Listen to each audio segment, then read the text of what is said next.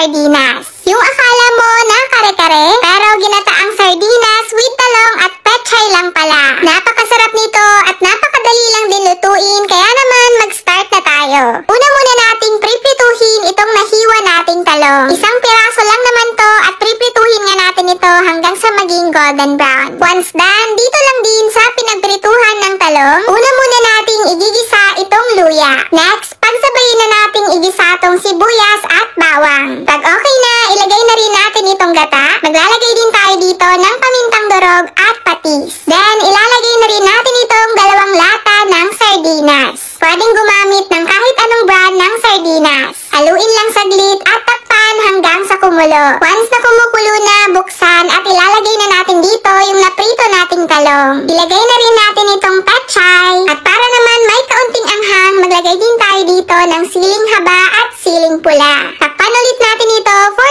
2 minutes. And after 2 minutes, ayan, at pwede na rin natin itong iserve. Mag-ready na kayo ng maraming kanin dahil sure ako na mapapa-extra rice kayo. Try nyo na rin guys, itong ginataang sardinas with